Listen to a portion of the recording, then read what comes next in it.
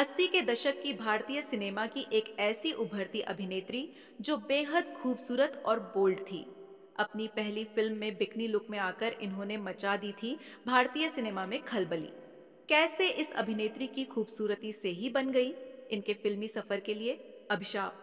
अपनी उम्र से ज्यादा बला की खूबसूरत दिखने वाली इस अभिनेत्री को क्यों अपनी पहली ही फिल्म की कामयाबी के बाद लेना पड़ा फिल्म जगत से संन्यास। और कैसे नाबालिग उम्र में अपने से 16 साल बड़े एक आदर्शवादी सुपरस्टार से शादी करके इस हीरोइन ने कर दिया था राज कपूर को नाराज। और कैसे इस अभिनेत्री और उनके पति ने उड़ा दी उस दौर में कानून की सभी नियमों की धज्जियां। और क्या आप जानते हैं कि बॉलीवुड के सुपरस्टार ने नशे में इनको जबरन किस करके पूरी रात रोने पर मजबूर कर दिया था। नमस्कार दोस्तों, मैं हूं कविता कुमारी और आप देख रहे हैं कृष्णा फिल्मी टीवी।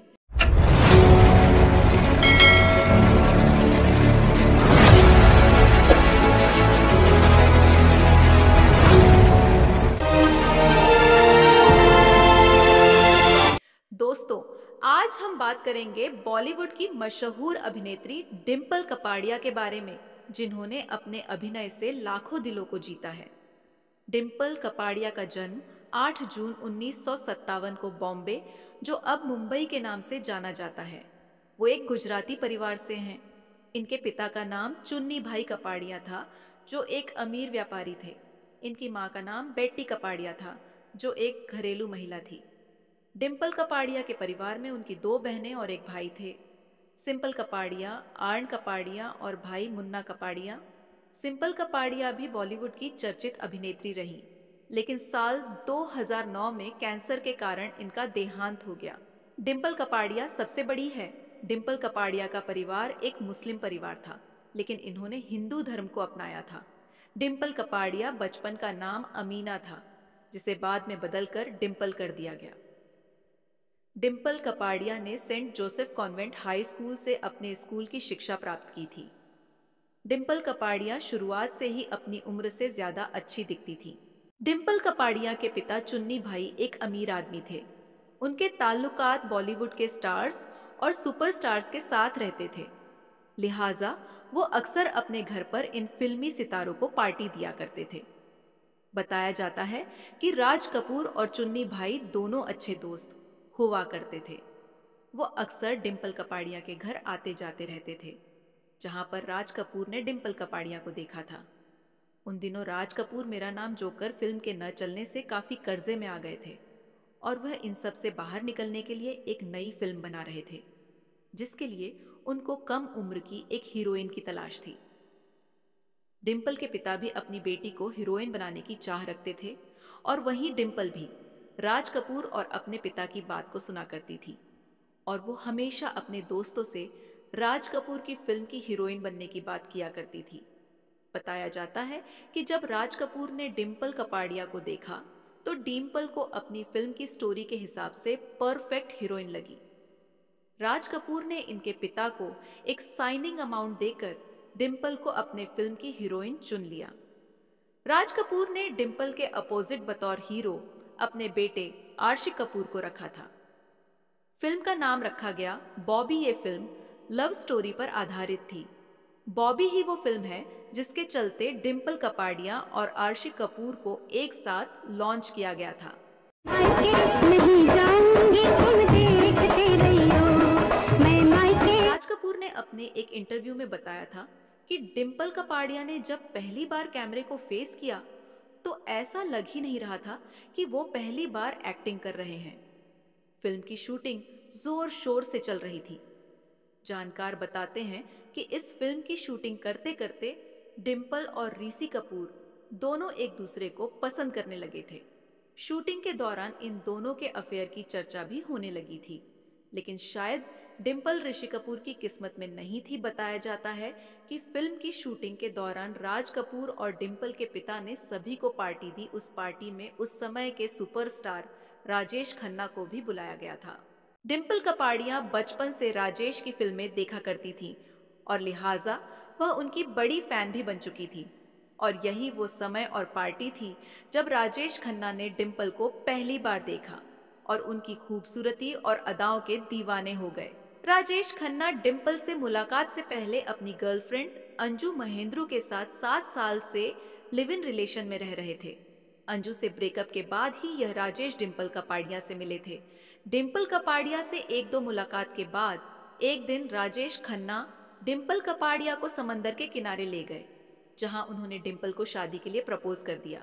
यह बात दोनों जानते थे कि डिम्पल कपाड़िया नाबालिग हैं और राजेश खन्ना डिम्पल से 16 साल बड़े हैं, लेकिन दोनों ने कैसे भी बात नहीं की और एक दूसरे को शादी के लिए हाँ कर दी। डिम्पल जिस हीरो की सबसे बड़ी फैन थी, उस हीरो से उनकी शादी होने जा रही थी। इस बात से डिम्पल कपाड़िया और उनके पिता चुन्नी भाई कपाड़िया तो बहुत खुश थे, लेकिन डिम्पल की मां इस शादी के खिलाफ थी। लेकिन थोड़ी नोकझोंक के बाद 27 मार्च 1973 को डिम्पल और राजेश खन्ना शादी के बंधन में बंध गए। डिम्पल की शादी फिल्म बॉबी की रिलीज से पहले हुई थी, लिहाजा उनकी शादी की वजह से फिल्म की शूटिंग बीच में ही रुक गई थी। इसके बाद डिम्पल फिल्म के सेट पर भी नहीं आती थी, क्योंकि वो राजेश खन्ना के आकर्षण में पूरी तरह से बंधी थी। उनके इस बर्ताव से राज कपूर काफी नाराज हो गए थे, क्योंकि वह डिम्पल की वजह से काफी मुश्किल में थे। शूटिंग समय से खत्म करनी थी, लेकिन डिम्पल की वजह से पूरी नहीं हो पा रही थी। जैसे तैसे फिल्म पूरी हुई और बॉक्स ऑफिस पर पहुंची। डिम्पल और आशी की जोड़ी ने कमाल कर दिया।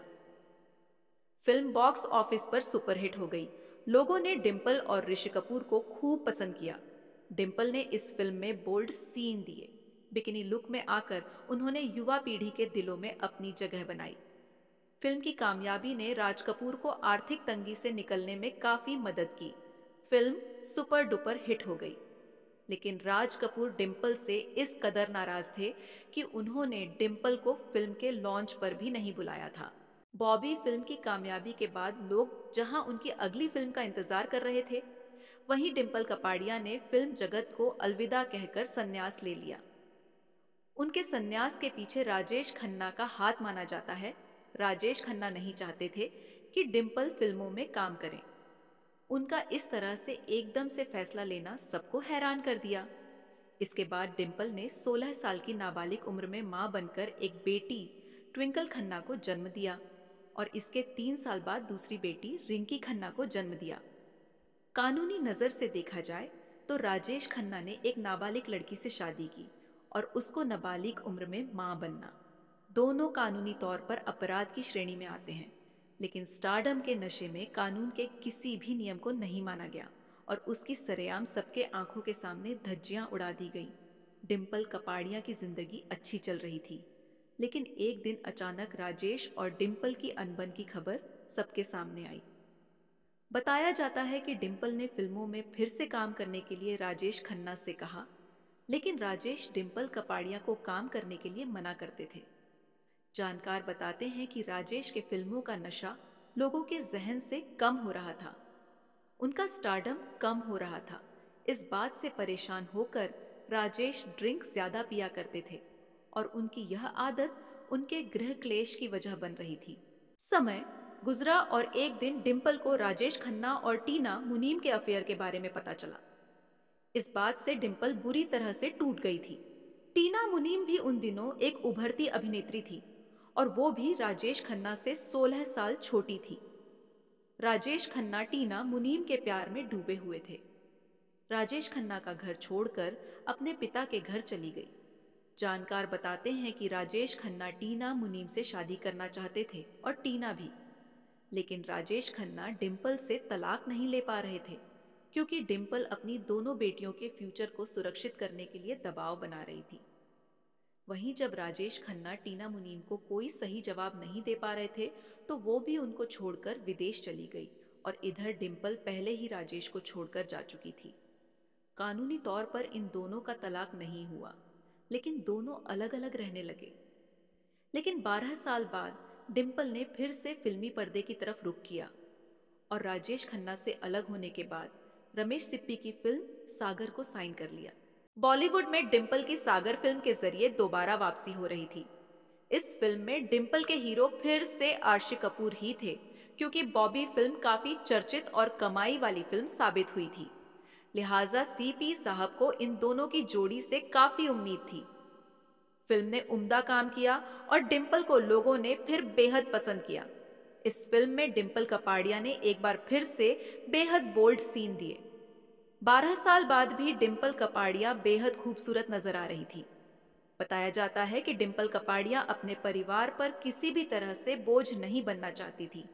इसलिए पैसों की जरूरत को पूरा करने के लिए इन्होंने कुछ ऐसी फिल्मों को साइन कर लिया था जो फ्लॉप हो गई थी। बताया जाता है कि डिंपल कपाड़िया विनोद खन्ना के साथ एक फिल्म मार्ग की शूटिंग कर रही थी, जहां उनको एक किसिंग सीन देना था। सीन जब रेडी हुआ तो शूटिंग स्टार्ट हुई तो विनोद खन्ना ने अपने इस किस सीन से डिंपल को काफी असहज महसूस करा दिया था और कट बोलने के बाद भी डिंपल से अलग नहीं हुए थे। इस बात से डिंपल कपाड़िया काफी डर गई थी और अपने रूम में जाकर वो रोने लगी थी। लेकिन जब इस बात का पता महेश भट्ट को पता चला तो विनोद से माफी भी मंगवाई थी। अपनी बोल्डनेस और खूबसूरती के कारण डिंपल कपाड़िया की छवि एक बोल्ड अभिनेत्री के तौर पर बनी। इसके बाद डिंपल ने कुछ गंभीर किरदार भी निभाए। 1990 में आई उनकी फिल्म लेकिन ये फिर डिंपल कपाड़िया के जीवन की मील का पत्थर साबित हुई। इस फिल्म को लता मंगेशकर जी ने डायरेक्ट किया था।